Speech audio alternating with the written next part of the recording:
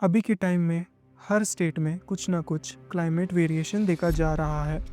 जहाँ पे लद्दाख में एक्सट्रीम रेनफॉल अप्रैल के महीने में, और दिल्ली का हीट वेव्स, बेंगलोर की वाटर क्राइसिस, चेन्नई का पहला फ्लड इवेंट और केरला का रीसेंट लैंडस्लाइड। जब सोनम वांगचुक गवर्नमेंट से बोले हमारी ज़मीन खतरे में है, हम इसलिए मार्च कर रहे हैं क्योंकि करना पड़ेगा, अभी चुप रहना ऑप्शन नहीं है। और जब वो चुप नहीं रहे तो गवर्नमेंट ने उन्हें फोर्सफुली चुप करा दिया। ये है इंडिया का क्लाइमेट पैराडॉक्स।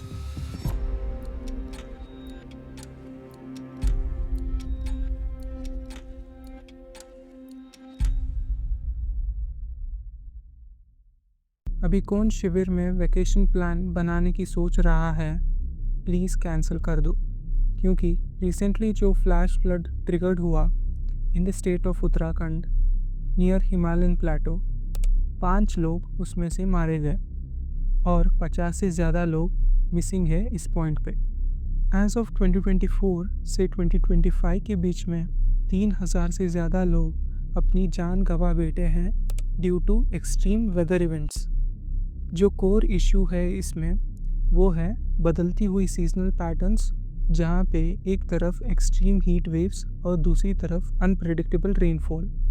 इसमें से सबसे ज़्यादा क्लाइमेट चेंज का इम्पैक्ट एग्रीकल्चर सेक्टर पे पड़ने वाला है, क्योंकि भारत का लगभग 65% आबादी गांव और कस्बों में रहता है, जहाँ पे इनकी लाइवलीहुड डायरेक्टली या इनडायरेक्टली डिपेंडेंट है एग्रीकल्चरल सेक्टर पे, और जहाँ पे एग्रीकल्चरल वर्कफोर्स एम्प्लॉय रेट 50% है, लेकिन सिर्फ 18% जीडीपी कंट्रीब्यूट करते हैं। इस साल महाराष्ट्र में जनवरी से मार्च के बीच में लगभग हर 3 घंटे में एक किसान ने सुसाइड किया। सिर्फ साल के पहले क्वार्टर में ही 700 किसानों ने अपनी जान दे दी। जो किसान अपनी फसल उगाने के लिए इरिगेशन पर डिपेंडेंट नहीं है, वो किसान मेजरली बारिश के ऊपर डिपेंडेंट है, और बारिश कम या ज़्यादा या फिर नहीं होने से फसल की बर्बादी हो सकती है। इसमें से 2 मेन रीज़न हैं। पहला, अनप्रेडिक्टेबल सीजनल चेंज, दूसरा lack of government support in agricultural sector. जहाँ पे फूड सिक्योरिटी की बात करें तो India is the world's second largest producer of rice, wheat and sugarcane, जहाँ पे the country needs to feed over 1.4 billion people, making agriculture critical for national food security.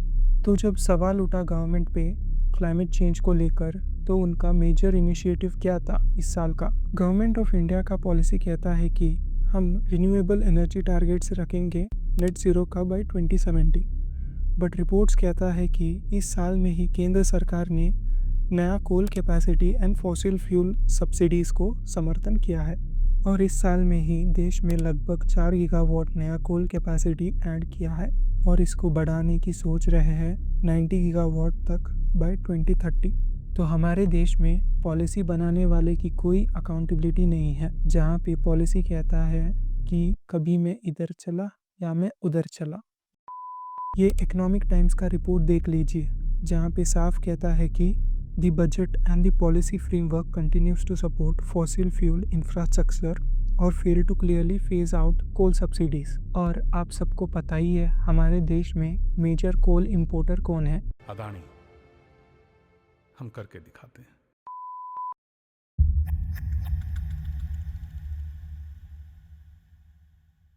ज़्यादातर metropolitan cities में water scarcity या severe levels of water shortage देखने को मिल रहा है। इस साल या आने वाले कुछ सालों में बेंगलोर, चेन्नई और दिल्ली जैसे अर्बन शहरों में हीट वेव्स और वाटर डिप्लेशन का इश्यूज देखने को मिल सकता है।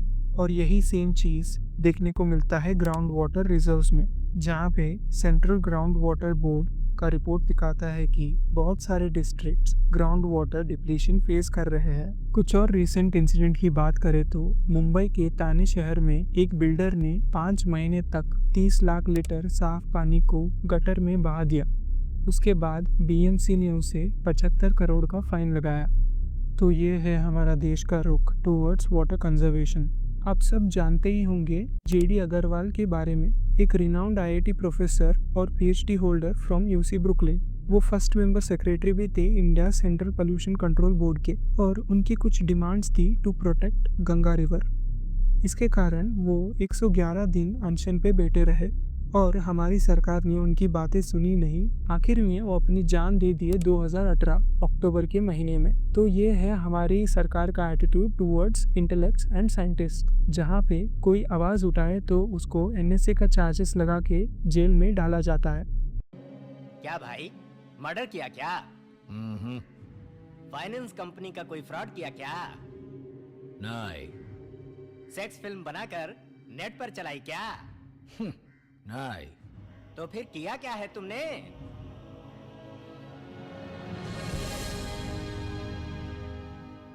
देश का भला किया। तब तो भैया जेल होनी ही थी। इस देश में साफ पानी मिलना अपने आप में एक प्रिविलेज है, क्योंकि जो मेजर सोर्स ऑफ वाटर है वो गंगा और यमुना जैसे रिवर्स पे डिपेंडेंट है, जो 70% पोल्यूटेड है। इसका साफ कारण है इंडस्ट्रियल पोल्यूशन, जहाँ पे केमिकल और डेंजरस पेस्टिसाइड्स को बहा देते हैं। इसके बीच में करप्ट पॉलिटिशियंस, जिसका काम आधा अधूरा लेकिन पैसा पूरा। देखिए, हम बड़े प्रोफेशनल लोग हैं, काम करें या ना करें पेमेंट पूरी लेते हैं। दो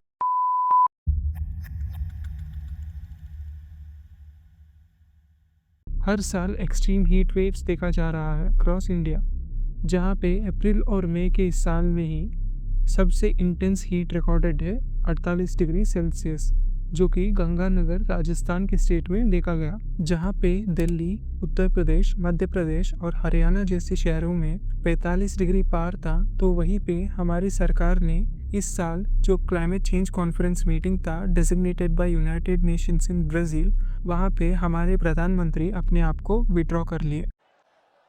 हिपोक्रेसी की भी सीमा होती है। जो भी इंडियंस है अब्रॉड में, वो इंडिया वापस आना चाहते हैं तो अपने रिस्क पे आए। तो हाल ही में जो दिल्ली के चीफ मिनिस्टर रेखा गुप्ता वो बयान दे रही थी कि आप दिवाली में ग्रीन क्रैकर्स चलाओ इंस्टेड ऑफ रेगुलर क्रैकर्स। इसका सच ये है कि जो ग्रीन फायर क्रैकर्स आते हैं वो CSIR की अप्रूवल से आते हैं, जिसमें green crackers 20 to 50% come pollution फैलाते हैं। लेकिन इसमें ट्विस्ट ये है कि जो केमिकल एमिट होता है वो सल्फर डाइऑक्साइड और नाइट्रोजन ऑक्साइड, ये दोनों केमिकल्स मेजर प्रॉब्लम है एयर पोल्यूशन के लिए। तो ये लोग ग्रीन क्रैकर्स के नाम पे QR कोड को चिपका के भेज रहे हैं ऑथेंटिसिटी के नाम पे। अगर देखा जाए दिल्ली की आबादी लगभग 3 करोड़ है और दिवाली के पहले जो AQI था वो 400 पार था, तो ये सेंस नहीं बनाता कि कम एमिशन वाले जला रहे हो या ज़्यादा एमिशन वाले, क्योंकि पोल्यूशन तो तब भी होगा। जहाँ पे इंडिया जैसी कंट्री में QR कोड को चिपका के कुछ भी भेजा जा सकता है, जैसे इसका प्रमुख उदाहरण है हमारे ट्रांसपोर्ट मिनिस्टर। मैंने अभी एक बात की कि अभी स्कैनर एक साइन लगाकर एक रोड पर कोई भी जनता को ये मालूम हो जाए कि ये रोड मंत्री कौन है, सेक्रेटरी कौन है, उसका फ़ोन नंबर क्या है, कौन सा कॉन्ट्रैक्टर है, कौन एग्जीक्यूटिव इंजीनियर था, उसका फ़ोन नंबर, सब डिटेल दो, तो गड्ढे वाले रोड पर जाते। तो ये है हमारी सरकार, जिसका मानना है अगर लोगों को कन्विंस नहीं कर पाए तो उनको कंफ्यूज करो।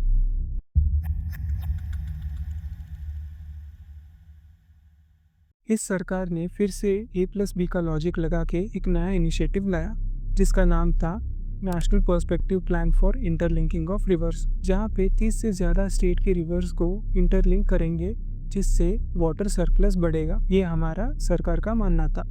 लेकिन सच बात तो ये है कि बहुत सारे एनवायरमेंटलिस्ट इसको एक फ्लॉड प्रोजेक्ट मानते हैं। उनका कहना है कि बटन दबा के आप रिवर वाटर फ्लो को डाइवर्ट नहीं कर सकते, इससे इकोलॉजिकल स्केर्सिटी और एनवायरमेंटल रिस्क्स बढ़ सकते हैं। इसका प्रमुख उदाहरण है ORF ऑब्जर्वर रिसर्च फाउंडेशन 2019 का रिपोर्ट है। इनका कहना है कि river linking water is a myth, और ये आर्ग्यू करते हैं कि ये एक मार्केटिंग स्ट्रैटेजी है और बहुत हद तक पॉलिटिकल रीज़न। इनका कोई एनवायरमेंटल कंसर्न्स को लेना या देना नहीं है। सरकार का सिर्फ अपने दोस्तों को और ज़्यादा अमीर बनाना है, जहाँ पे बिहार में अडानी पावर लिमिटेड 1000 एकड़ की ज़मीन को 1 रुपये की दर से 33 साल तक लीज में दे दिया। ये बिक गई है गवर्नमेंट, अब गवर्नमेंट में कुछ नहीं है। ये तो ये एक ग्लोबल क्राइसिस है क्योंकि 2024 में ही ग्लोबल एवरेज टेम्परेचर 1 डिग्री से ऊपर बढ़ गया और इन एक्सट्रीम हीट लेवल के कारण ग्लेशियर्स पिघल रहे हैं और इससे सी लेवल राइज देखने को मिलता है। कोरल रीफ 2 साल में ही 80% से ज्यादा खत्म हो गए क्योंकि समुद्र की तापमान बढ़ने के कारण हमको कोरल ब्लीचिंग देखने को मिलता है और वहीं पे जो परमाफ्रॉस्ट पिघल रहा है उससे मीथेन गैसेस रिलीज हो रहे हैं एटमॉस्फेयर में। तो इंडिया का जो जियोग्राफिकल लोकेशन है वो क्लाइमेट चेंज का एक क्रिटिकल पॉइंट है, जहाँ पे हम उदाहरण ले सकते हैं भारत के 2 मेजर सिविलाइजेशंस इंडस वैली और चोला एम्पायर। ये दोनों सिविलाइजेशंस क्लाइमेट चेंज के कारण ही कोलैप्स हो गए। तो यही छिपाने के लिए हमारी सरकार और हमारे टीवी न्यूज़ चैनल्स हमको रोज किसी न किसी मुद्दों में उलझाती रहती है। तो ये देखिए इस वक्त द्वारका हम पहुंच चुके हैं। गुजरात के द्वारका में इतनी तेजी से हवाएं चल रही हैं कि खड़ा होना भी मुश्किल हो रहा है। बिपरजॉय जब यहाँ पर आएगा 150 किलोमीटर की रफ्तार से जब वो यहाँ पर पहुंचेगा, लैंडफॉल होगा, तो यहाँ की क्या याद देखिए।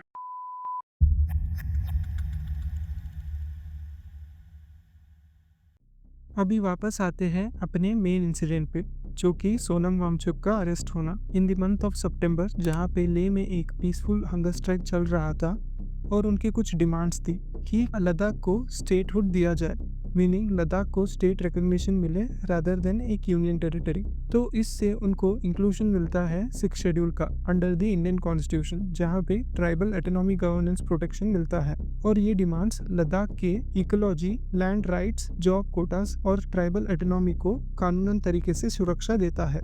तो इसके कारण जो लद्दाख के स्थानीय निवासी है उनका कहना है कि लद्दाख को बचाओ क्लाइमेट चेंज और इंडस्ट्रियल लॉबी से, जिसके कारण लद्दाख की जो हिमालयन ग्लेशियर्स है वो पिघल रहे हैं, लोकल वाटर सोर्सेस खत्म होते जा रहे हैं। तो सवाल ये उठता है कि ये क्लाइमेट इनजस्टिस क्या है? जो इंसान सबसे कम कार्बन एमिशन कंट्रीब्यूट करता है उसके ऊपर सबसे ज्यादा क्लाइमेट चेंज का प्रभाव देखने को मिलता है। इसका साफ मतलब है देश में जो फार्मर्स, लेबर्स और गिग वर्कर्स है वो लगभग 50% जीडीपी कंट्रीब्यूट करते हैं। तो ये वर्किंग क्लास सबसे ज्यादा वनरेबल है क्लाइमेट चेंज के। प्रीवियसली मैंने मेंशन किया कि नवंबर के महीने में जहाँ पे यूएन क्लाइमेट चेंज एनवॉय दिया गया ब्राजील में regarding the human rights advisory opinion from the international courts of justice, जहाँ पे बहुत सारे इंडिजिनस कम्युनिटीज़ ने अपना सवाल उठाया, जिसमें मुदुरुकु ट्राइब, जो कि अमेज़न रेन फॉरेस्ट का एक प्रोमिनेंट ट्राइब है, वो अपनी लैंड राइट्स और बढ़ती हुई इंडस्ट्रियलाइजेशन के ऊपर सवाल उठा रही है। ये सेम चीज़ देखने को मिलता है इंडिया में, जहाँ पे हमारे देश के 140 करोड़ लोग ग्लोबल एमिशन के इंडेक्स में सिर्फ 7% कंट्रीब्यूट करते हैं और वहीं पे गांव का एक आम इंसान का कार्बन फुटप्रिंट ना के बराबर होता है। मुंबई और दिल्ली जैसे शहरों में 7 से 8 गुना ज्यादा एमिशन देखने को मिलता है। इनमें से सबसे ज्यादा कार्बन एमिशन को कंट्रीब्यूट करने वाले जो टॉप 1% लोग हैं वो पॉलिटिशियंस, इंडस्ट्रियलिस्ट और सेलिब्रिटीज है, जो कि हमसे मिलियंस ऑफ टाइम्स ज्यादा कार्बन एमिट करते हैं। इसलिए जब रेखा गुप्ता जैसे पॉलिटिशियंस बोलते हैं कि आप ग्रीन क्रैकर्स जलाओ क्योंकि वो अफोर्ड कर सकती है अपनी ऑफिस में 4 एयर प्यूरिफायर लगाने की, ये रिपोर्ट बताता है कि एशिया के अंदर सबसे ज्यादा जो बिलियनियर्स है वो इंडिया में है और वहीं पे सबसे ज्यादा गरीबी भी देखने को मिलता है। इसका साफ मतलब है कि इंडिया जैसी कंट्री में अमीर और अमीर होता जा रहा है और गरीब होता जा रहा है, जहाँ पे इस कंट्री का रिसोर्स कुछ चंद हाथों में कॉन्सेंट्रेट हो रहा है। आखिर में मैं इतना ही कहना चाहूँगा कि हमारे देश में हम अपने बच्चों को ऐसी जिंदगी देने जा रहे हैं जहाँ पे पीने के लिए साफ पानी नहीं है, सांस लेने के लिए साफ हवा नहीं है और खाने की चीज़ों में डेंजरस लेवल के पेस्टिसाइड्स मौजूद हैं। और इस साल भी हमारे देश में मेन मुद्दे क्या थे कि कौन किसको वोट किया, कौन किसका चोरी किया। देश और डिवाइड होता जा रहा है रिलीजन के नाम पे, लैंग्वेज के नाम पे, कास्ट के नाम पे।